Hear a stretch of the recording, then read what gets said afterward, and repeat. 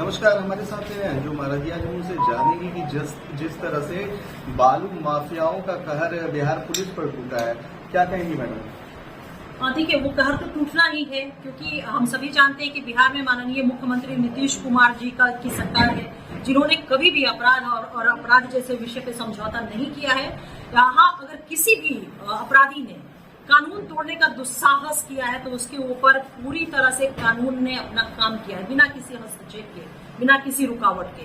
तो आपने देखा कि जैसी घटना घटित हुई, सुबह तक जो हम लोग को जानकारी है कि 44 लोगों की गिरफ्तारियां हो चुकी है। बाकी अभी अन्वेषण हो रहे हैं, इन्वेस्टिगेशन हो रहे हैं। जो लोग भी आएंगे, जिनके भी नाम आएंगे, उनकी भी गिरफ्तारियां होंगी। कानून उनके खिलाफ भी काम करेगा। सरकार कहती है कि हम बालू हर एक जगह आप देखते हैं कि एक पहला ये मामला नहीं था, बहुत ऐसे जगह नवादा हो गया, लखीसराय, बराबर ऐसी बालू और पत्थर में ऐसे बराबर घटनाएं होती रही है, गोली चलती रही है, हत्याएं होती रही है। तो इसका कारण क्या है?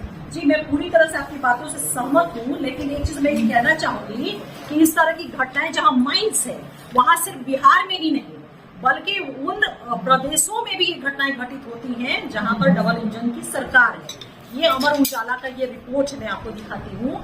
इसमें स्पष्ट कहा गया है कि वहाँ पे उत्तर प्रदेश और मध्य प्रदेश का जो इलाका है, उस इलाके में खूनी खेल खेले जा रहे हैं वर्चस्व को लेकर के। तो देखा जाए कि तो जहाँ भी माइंस है, तो सिर्फ बिहार ही नहीं, मतलब ये कहा जाए, बल्कि वो सारे प्रदेश इस तरह की वारदात से अछूते नहीं है। लेकिन देखने वाली बात यह है कि सरकार की मतलब त्वरित कार्रवाई या बालू माफियाओं के खिलाफ या फिर अपराधियों के खिलाफ कार्रवाई कितना त्वरित होती है। तो हम देखते हैं कि बिहार जो है, बिहार कहीं से भी ऐसे अपराधी माफियाओं के खिलाफ में कहीं से भी उनको गुंजाइश नहीं कि उन लोगों बच पाएंगे, उनके खिलाफ कार्रवाई होगी। डीजीपी भट्टी को इसीलिए लाया गया था कि यहाँ लॉ एंड ऑर्डर दुरुस्त हो सके, लेकिन मुझे नहीं लगता कि वो उस हद तक कामयाब हुए। नहीं, देखिए, जहाँ तक विधि व्यवस्था की बात करेंगे, अपराध की बात करेंगे, तो आज भी मैं आप देख लीजिए कि बिहार का जो सूची में वो एनसीआरबी की सूची में वो कितने नंबर पे, अभी हम 23वें नंबर पे, यानी कि हमसे 22 स्टेट जो है ना, वो अभी अपराध की दुनिया में उत्तर प्रदेश ले लीजिए, और भी गुजरात है, मध्य प्रदेश है, जहाँ डबल इंजन की सरकार है, वहाँ आप देख लीजिए कि वो जो राष्ट्रीय क्राइम ब्यूरो है, उसकी लिस्ट में वो कितने नंबर पे है।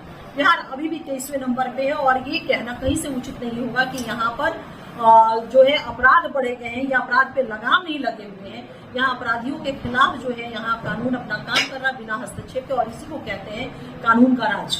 सुशील मोदी ये बोल रहे हैं कि ये जो शराब से जो मरे हैं, शराब पीकर जो मरे हैं, उनको 4-4 लाख रुपया वो भाजपा की देन है, भाजपा ने दबाव बनाया, उस कारण से उनको 4 लाख रुपया मिले। अरे भैया, वो तो कुछ भी बोल सकते हैं।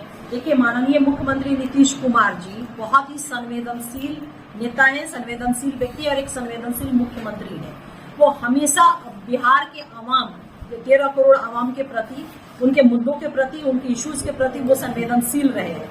भारतीय जनता पार्टी वो पहले तय कर ले कि शराबबंदी के पक्ष में है या शराबबंदी के विपक्ष में है, क्योंकि शराबबंदी के खिलाफ में वो हमेशा बोलती रही। जबकि देश के प्रधानमंत्री जब यहाँ प्रकाश उत्सव पे आए थे, तो उन्होंने स्पष्ट शब्दों में और बहुत ही मजबूती से माननीय मुख्यमंत्री नीतीश कुमार जी के इस निर्णय का उन्होंने स्वागत किया था। साथ ही साथ ये कहा था कि तमाम लोगों को, तमाम पार्टियों को और साथ ही लोगों को भी इसमें साथ देना होगा। अकेले ये सत्ता का और सरकार के बस की चीज नहीं कि इसको नियंत्रित किया जा सके। और इसीलिए माननीय मुख्यमंत्री नीतीश कुमार जी ने आपने देखा होगा कि समय समय पे ह्यूमन चेन बनाया, अवेयरनेस कार्यक्रम किया, और ये जो 4 लाख रुपए जिसको मुआवजा, वो मुआवजा कह रही है विपक्ष की मुआवजा, लेकिन वो एक्चुअली मुआवजा उसको नहीं कहेंगे, वो लीगल टर्म सही नहीं होगा।